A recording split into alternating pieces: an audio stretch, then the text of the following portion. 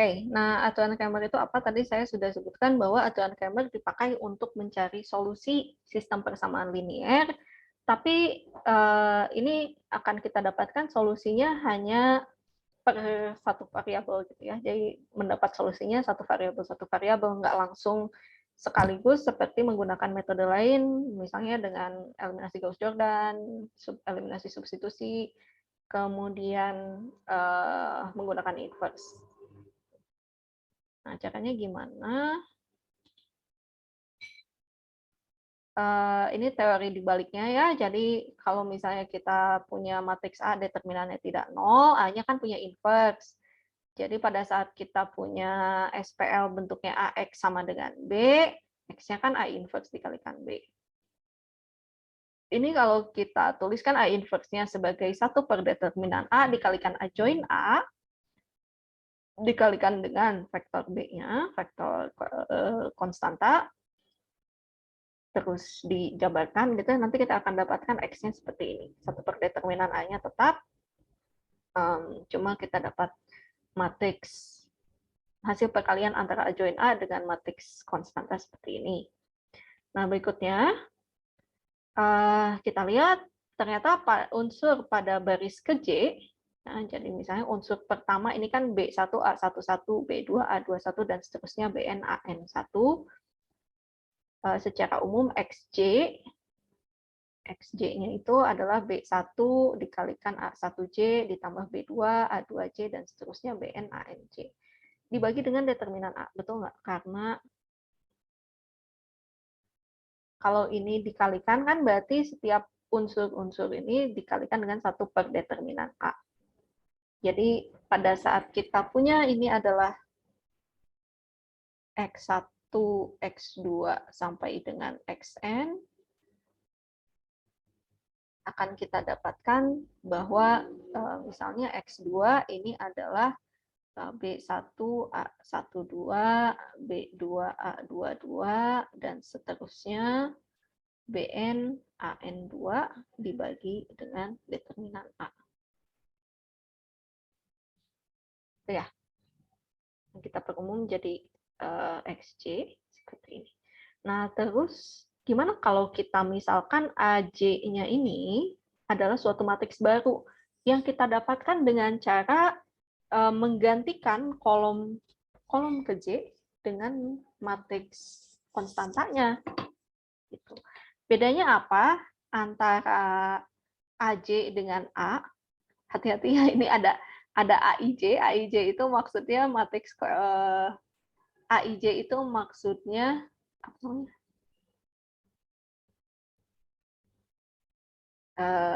Apa tadi, kofaktor ya. Kalau A besar IJ ini kofaktor, kalau AJ-nya ini matriks baru yang didapat dengan cara menggantikan kolom ke-J dari matriks A dengan konstantanya. Nah, matriks AJ ini beda sama dengan matriks A ya, cuma pada kolom ke-J-nya.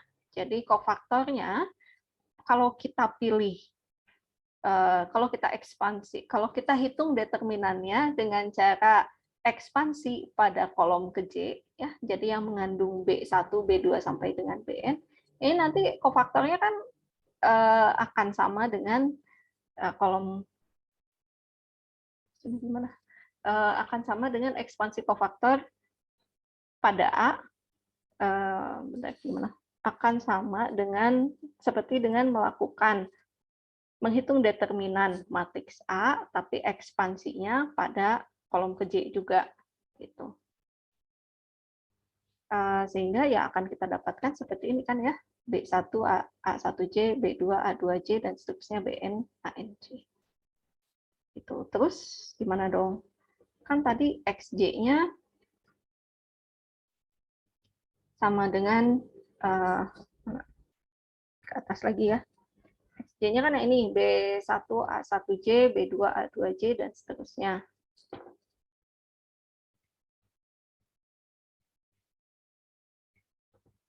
B2 A2J, BN ANJ. Ya, dibagi determinan A. Atasnya kita bisa tuliskan seperti ini. determinan AC, bawahnya dibagi determinan A. Gitu. Ya. Jadi kalau misalnya kita punya X1, X2, X3, untuk mendapatkan X1, misalnya A-nya ukuran 3 kali 3, berarti X-nya kan ada X1, X2, X3.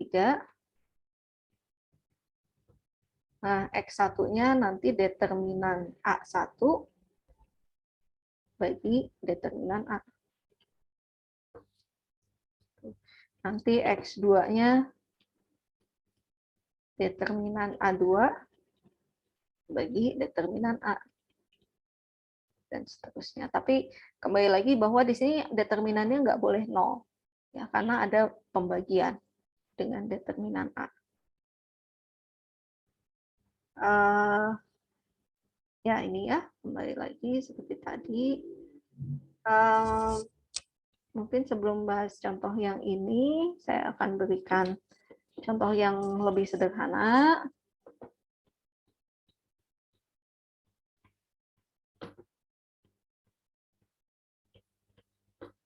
Ya, jadi untuk contoh, misalkan kita punya SPL yang bentuknya seperti ini, 1, 3, 2, 1, misalnya ya, XY sama dengan min 1, 1 misalnya. Tuh. Nah, untuk menggunakan aturan Cramer, kita bisa mendapatkan nilai X-nya adalah determinan dari matriks A1 ya. Bawahnya kan determinan A, berarti determinan 1, 3, 2, 1. Nah, yang atasnya, kolom pertama kita gantikan dengan B. Jadi kolom keduanya tetap 3, 1, tapi kolom pertamanya diubah jadi min 1, 1. Gitu. Ya. Nah, apakah ini nilainya yang atasnya jadi min 1 kali 1 dikurangi 3 kali 1, yang bawahnya 1 kali 1 dikurangi 3 kali 2. Hasilnya berapa? Ini min 1, min 3 dibagi 1 min 6. Berarti min 4 dibagi min 5. 4/5. Gitu. Y-nya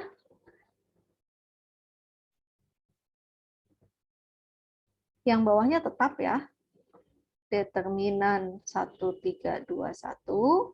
Tapi sekarang yang akan kita ganti adalah kolom kedua. Jadi kolom pertamanya tetap 1, 2. Sekarang kolom kedua kita ganti dengan min 1, 1. Jadi hasilnya 1 kali 1 kurangi min 1 kali 2 dibagi, bawahnya mah sama ya, min 5. Determinannya 1 ditambah 1 ditambah 2 dibagi min 5, berarti ini solusinya adalah min 3/5. Gitu. Saya nggak tahu mana yang lebih cepat ya dibandingkan dengan ngitung pakai inverse mungkin. Tapi ini memang akan jauh lebih efisien ya pada saat kita hanya memerlukan solusi dari salah satu variabelnya aja. Jadi jika kita hanya perlu tahu X-nya saja atau Y-nya saja, aturan Cramer ini bisa dipakai. Kita coba lihat yang 3 kali 3. Nah, ini ya, misalkan SPL-nya seperti ini, X1 tambah 2, X3 sama dengan 6, dan seterusnya. Matriks koefisiennya berarti 1, 0, 3, min 3, 4, 6, dan min 1, min 2, 3. Gitu. Konstantanya apa? B-nya 6, 30, dan 8. Kenapa ini saya tulis 1 ya? Yang salah. Yang pertama perlu diperiksa ininya dulu, determinan dari matriks A-nya terlebih dahulu. Jangan-jangan nanti kita udah capek-capek ngitung A1, A2, A3, ternyata determinan A-nya udah 0 duluan. Gitu ya. Jadi kalau seperti itu tidak bisa kita selesaikan menggunakan aturan Cramer. Di sini determinan A-nya ternyata 44, ya, tidak sama dengan 0, pakai kofaktor ini ngitungnya. baris pertama ya, 102. Kalau kita lihat 1 dikalikan 4 kali 3, 12, dikurangi min 12, hasilnya jadi 24. Kok 24? Betul. 1 kali 12 tambah 12, ini 24.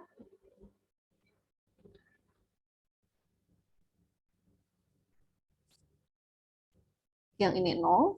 Ya, kita tidak perlu hitung kofaktornya. Yang ini 2 dikalikan dengan min 3 kali min 2 adalah 6. 6 dikurangi min 4, jadi plus 4. Ditambah 2 kali 10, 20. Hasilnya 44. Nah, selanjutnya, kalau mau mengetahui berapa nilai X1 saja, berarti kita perlu menghitung determinan A1. Ya. Kolom kedua ketiganya tetap 02, 46, min 23, tapi kolom pertamanya kita ganti dengan B-nya, 6, 38.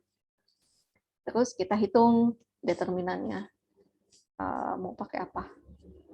Faktor lagi aja ya, berarti determinan A-nya itu 6 dikalikan 4 kali 3, 12, dikurangi 6 kali min 2, min 12, ditambah 0, ditambah 2 kali 30 kali min 2, min 60. Betul ya. Dikurangi 4 kali 8, berapa? 32. Tuh, jadi hasilnya adalah 6 kali 12 tambah 12, 6 kali 24, ditambah 2 kali min 92.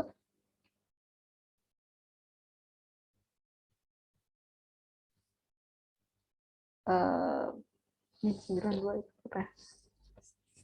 Ya, ini saya nggak kepikiran untuk hitung matematik. Kayaknya harus dihitung seperti biasa ya. 24 kali 6 berapa sih? 12 kali 12 ya, 104.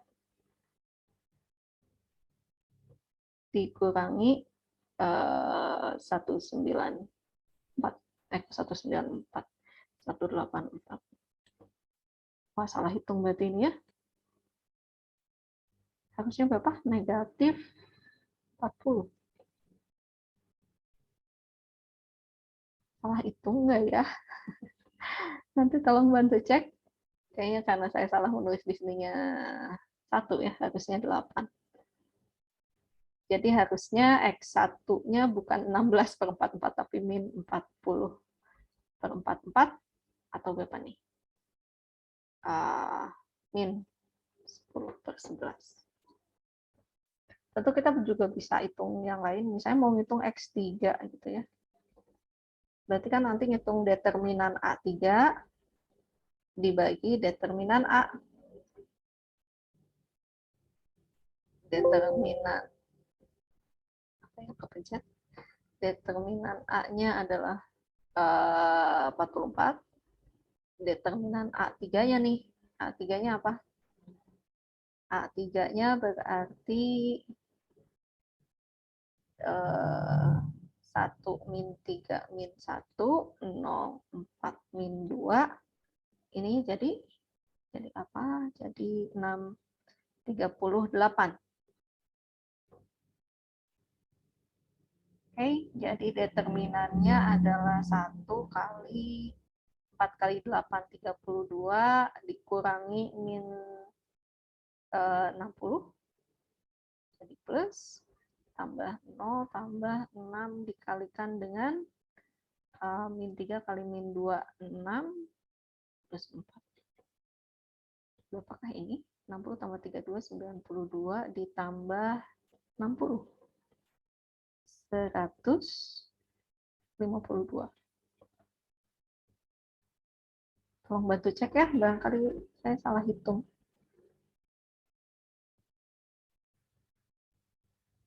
Berapa ini? Bagi 4. Atasnya jadi 38/11 ya.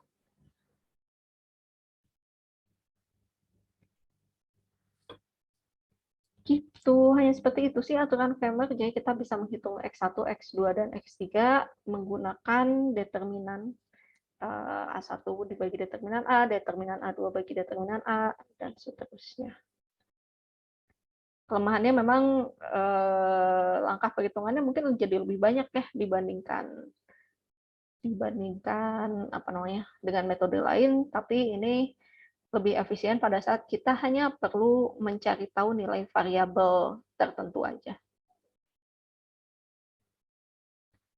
Ya, jadi kalau misalnya kita punya sistem persamaan linear dengan n buah persamaan dan n buah variabel, nanti kita harus hitung determinan matriksnya sebanyak n plus 1 matriks. Gitu. Jadi kalau kita punya matriks 3 kali 3, terus kita ingin tahu semua solusi X1, X2, X3, kita perlu menghitung determinan A, determinan A1, determinan A2, determinan A3. Jadi kita menghitung 4 buah determinan matriks. Jadi pada saat kita punya matriks yang 4 kali 4, kita harus menghitung determinan matriks 4 kali 4 sebanyak 5 buah. Makanya kalau kita sebetulnya perlu mengetahui semua nilai variabelnya, akan lebih mudah kalau kita pakai eliminasi Gauss atau eliminasi Gauss-Jordan. Yang ininya apa ya, enaknya apa? Kalau misalnya determinan matriksnya tidak 0, determinan matriks A-nya tidak 0, ya ini solusinya pasti akan didapat. Gitu. Tapi kembali lagi ya, semakin besar ukurannya, semakin banyak yang harus dihitung.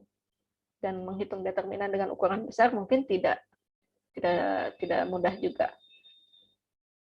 Ya, ini contoh-contoh perhitungannya, soal-soal latihannya silakan dicoba sendiri ya, menggunakan aturan Cramer. Di sini misalnya nomor 1 cukup dicari X1-nya aja, nomor 2 dicari X1, X3, nomor 3 X2, X4, dan seterusnya.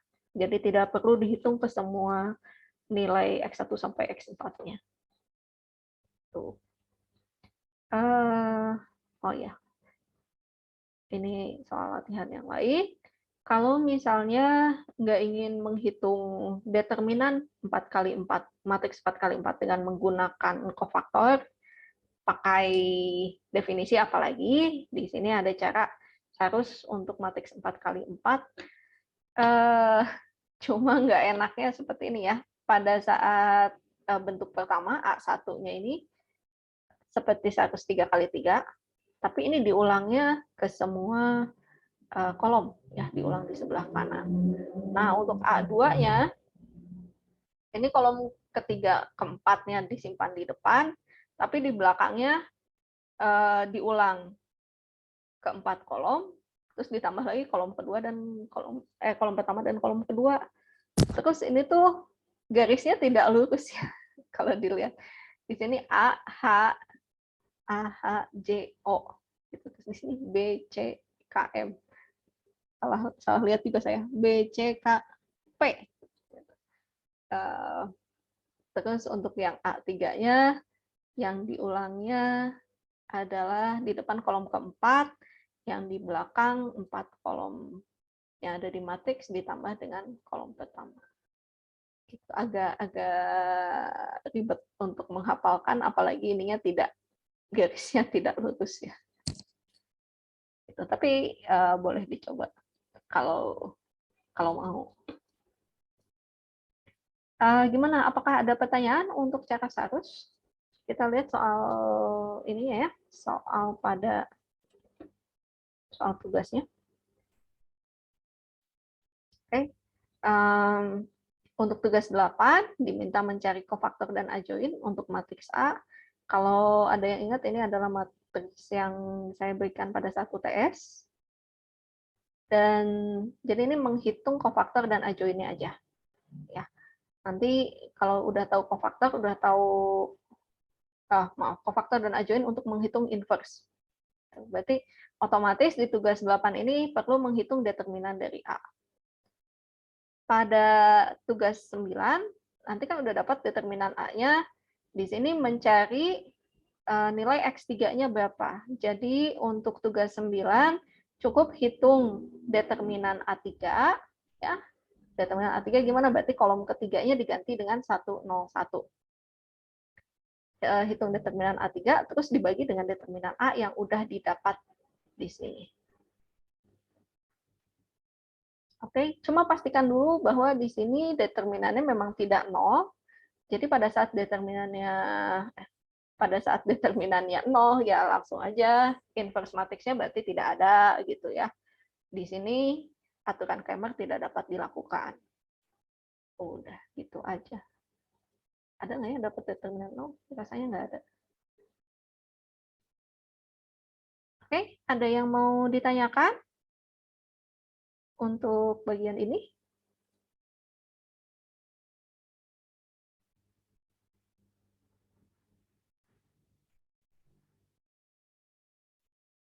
Tidak ya, Bu. Oke, baik. Kalau tidak ada, mungkin kita akhiri saja ya pertemuan hari ini. Silahkan dicoba dikerjakan. Tugas 8 dan tugas 9 mau kembali saya ingatkan, tolong di-upload-nya 2 kali ya, di tugas 8 di-upload, di tugas 9 di-upload, meskipun dikerjakannya misalnya dalam satu kertas yang sama, filenya sama, tapi di-uploadkannya 2 kali supaya tercatat.